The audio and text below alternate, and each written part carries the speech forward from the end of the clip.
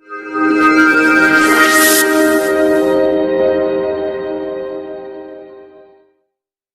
Education online classes में आपका स्वागत है। आज हम प्लासी के युद्ध के परिणामों पर चर्चा करेंगे। तो जैसा कि जो प्लासी का युद्ध है, सैनिक दृष्टि से इसका कोई विशेष महत्व नहीं है, लेकिन यह निर्णायक युद्धों में गिना जाता है, क्योंकि इस युद्ध की वजह से भारत में ब्रिटिश साम्राज्य की नींव पड़ी थी। इसीलिए मेलिसन महोदय ने कहा है कि इतना तात्कालिक, स्थायी और प्रभावशाली परिणामों वाला युद्ध नहीं हुआ है। तो जैसा कि आपने देखा कि मीर जाफर है, उनको कंपनी बंगाल का नवाब बना देगी। और अब आगे देखते हैं हम इस युद्ध के परिणाम।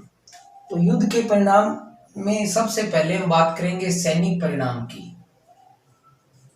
युद्ध के सैनिक परिणाम क्या निकले। एक तो अंग्रेजों का बारूद की खानों पर एकाधिकार हो गया,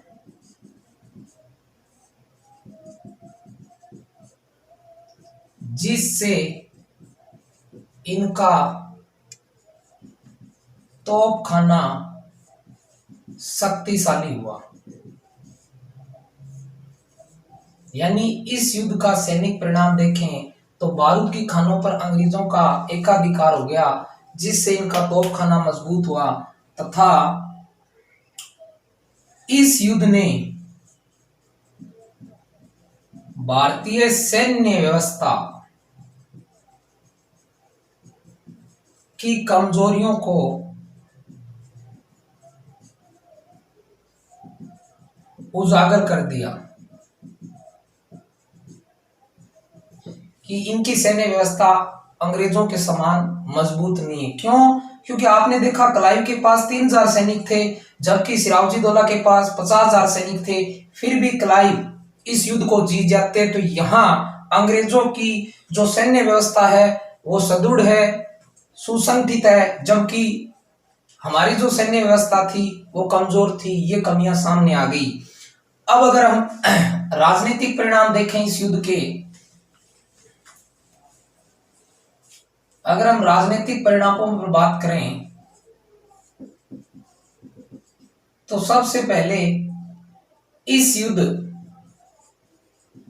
से अंग्रेजों की प्रतिष्ठा बढ़ी, क्योंकि अंग्रेज इस युद्ध को जीत चुके थे। उनकी शक्ति और प्रतिष्ठा में बढ़ोतरी हुई, जबकि मुगल सम्राट की प्रतिष्ठा को आघात पहुंचा। क्यों पहुंचा? क्योंकि मुगल सम्राट ने जिस व्यक्ति को नवाब बनाया था उसको युद्ध में हराया जा चुका है, उसका वध किया जा चुका है, और कंपनी ने अपने मन मुताबिक व्यक्ति को, मीर जाफर को नवाब बना दिया। और ये सारा घटनाक्रम मुगल सम्राट देखते रहे। तो यहाँ पर पता लग गया था कि मुगल सम्राट है, उनकी शक्ति कम हो चुकी है तथा उनकी प्रतिष्ठा को आघात पहुंचा। अगर आगे देखें हम राजनीतिक परिणामों में, तो अंग्रेजों की महत्वाकांक्षा बढ़ी। क्यों बढ़ी? क्योंकि इस युद्ध को जीतकर वो पूरे भारत में अंग्रेजी साम्राज्य का विस्तार करना चाहते थे। ये सपना उन्होंने इस युद्ध की विजय के बाद देख लिया था। अगर इसमें और देखें हम राजनीतिक परिणाम में, तो भारत की राजनीतिक दुर्बलता सामने आ गई, क्योंकि आपने देखा कि इसमें बहुत से लोग धन लेकर अंग्रेजों के साथ मिल रहे थे। वो अपने शासकों के प्रति विश्वासघात भी कर सकते थे। इस चीज का भी पता इस युद्ध के बाद चला। यानी राजनीतिक परिणाम में देखें तो इस युद्ध से अंग्रेजों की प्रतिष्ठा बढ़ी, मुगल सम्राट की प्रतिष्ठा को आघात पहुंचा, क्योंकि जिस व्यक्ति को उन्होंने शासक बनाया था वो शासक नहीं था। अंग्रेजों का व्यक्ति शासक बढ़ा दिया गया, मीर जाफर। अंग्रेजों की महत्वाकांक्षा बढ़ी। वो भारत में फूट डालो राज करो की नीति का विस्तार कर कर भारत में अंग्रेजी राज्य की स्थापना करना चाहते थे, आगे से आगे उसका विस्तार करना चाहते थे। हालांकि स्थापना तो अभी हो चुकी है प्लासी के युद्ध के बाद, उसका और विस्तार करना चाहते थे और भारत की राजनीतिक दुर्बलता इस युद्ध के बाद सामने आ गई।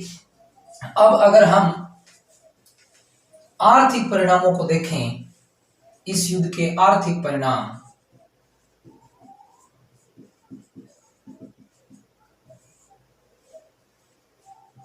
तो कंपनी को बंगाल, बिहार व उड़ीसा में बिना चुंगी दिए व्यापार की छूट मिल गई। यानी कंपनी बिना चुंगी दिए बिहार, बंगाल और उड़ीसा में व्यापार करेगी। पान, सुपारी व तंबाकू के व्यापार पर अंग्रेजों का एकाधिकार हो गया। एकाधिकार का मतलब होता है सिर्फ उन्हीं का अधिकार। एकाधिकार हो गया। अंग्रेजों को सिक्के ढालने का अधिकार मिल गया। यानी कंपनी को बंगाल, बिहार, उड़ीसा में बिना चुंगी दिए व्यापार की छूट मिल गई। पान, सुपारी, तंबाकू के व्यापार पर इनका एकाधिकार हो गया। सिक्के ढालने का अधिकार मिल गया इन्हें। और अगर हम इसमें और देखें आर्थिक परिणाम के अंदर, तो मीर जाफर ने शासक बनने के बाद कंपनी को लगभग